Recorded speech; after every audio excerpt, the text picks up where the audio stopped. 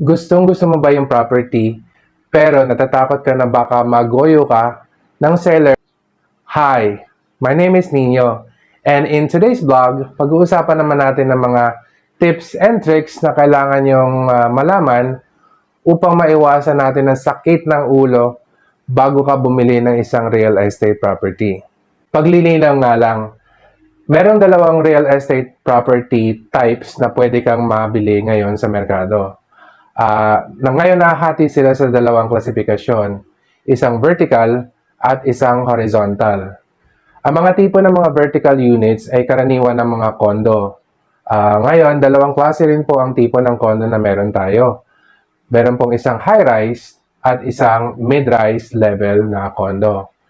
Ang mga high-rise condo, ito yung mga high-rise buildings na karaniwan ng mga nasa 10 to 20, 30, minsan mga 35 floors ang taas.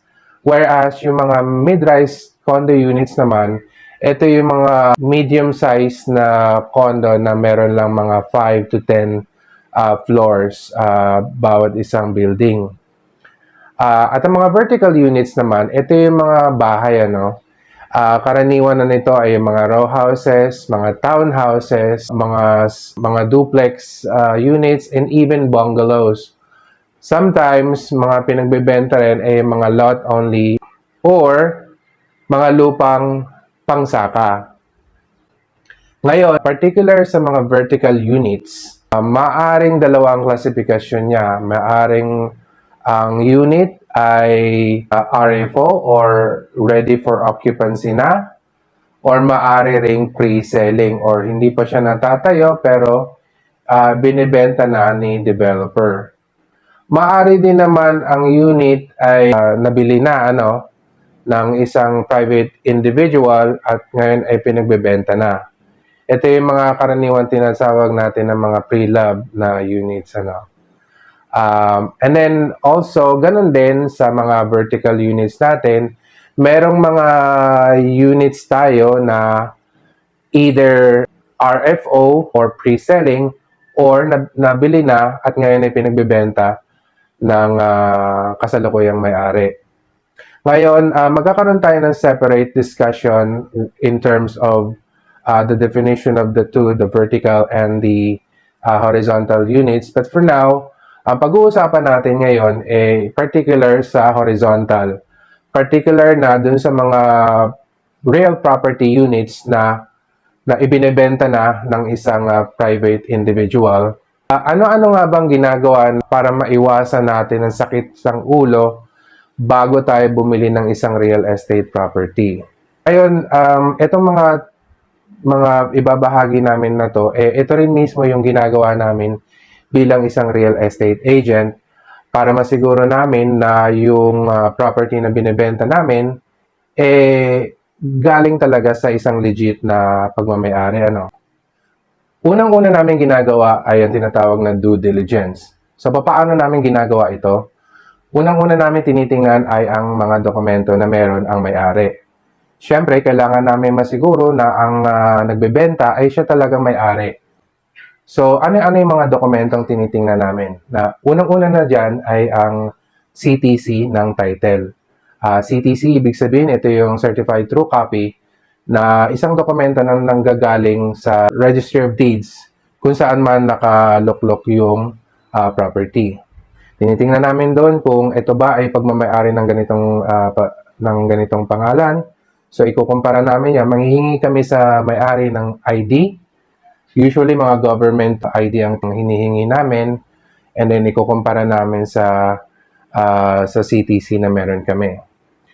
Tinitingnan din namin kung ito bang may-ari ay pagmamayari lang ng isang individual or corporation ba siya or pagmamayari ba siya ng napakaraming individual. Tinitingnan din namin kung ang property meron bang pagkakautang na kung ano man, lalo na kung ito ba ay may annotation of mortgage. Ibig sabihin kung ito ay nakasangla sa isang bangko or sa Pag-ibig or sa kahit na anong financial institution. Tinitingnan namin kung may kaso ba ang property na to. sa kahit na anong husgado. At tinitingnan namin kung maayos ba ang pagkakalipat ng titulo sa may-ari, ano. Tapos kapag na-check na namin siya, hihingi naman namin yung tax declaration. Siyempre, kailangan nating malaman kung yung property ba na yon ay nababayaran ng amilyar at kung meron bang iba pang pagkakautang yung may-ari sa lokal na pamahalaan. Ngayon, kapag natingnan na namin siya, magkakaroon kami ngayon na site tripping doon sa property. Kailangan naming malaman kung ano ba ang kasalukuyang estado ng property. Ngayon, kapag punta namin doon, dalawa ang tinitingnan namin. Kung ang property ba ay open lot or ito ba ay bahay at lupa na. Ngayon, kung property siya, siyempre titingnan mo ano ba ang sitwasyon ng property. Ang lupa ba ay nasa isang flatland or nasa isang sloping land? Ito ba ay tabi ng isang kagubatan or tabi ng isang munisipyo or tabi ng isang creek, ano? Ito yung mga bagay na usually tinatanong din sa amin ng would-be clients namin. So, kailangan din namin siyang malaman para ma-relay namin na maayos sa kanila. So, kung malalaman namin yung mga bagay na yon, syempre, kailangan nating malaman yung sense of security naman ng property. May karaniwan bang nakawan dito? Secured ba ang lugar? Meron bang nagro-ronda dito na barangay kapag kagabi? Yung mga tipong ganon. Kasi, syempre, kailangan din malaman din ni buyer na secured yung kanyang investment. Ano? So, pagka nalaman na namin yon, ngayon, kung ang property naman ay isang house and lot, let's say, isa siyang duplex, row house, townhouse, or whatever, bungalow, titingnan naman namin ay may hingi kami ng ikalawang dokumento sa kanya, which are, unang-una, building permit, yung real property tax, both ng land and ng bahay. Siyempre, titingnan din namin yung blueprint ng bahay, kung maayos niya, yung completion date, yung as-built, and then yung end date, at yung iba pang dokumento na usually nakukuha ng may-ari doon sa civil engineer na gumawa ng property.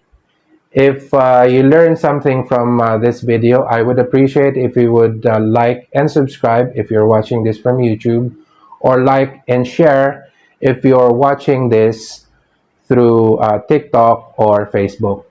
Hanggang dito na lamang po. Salamat.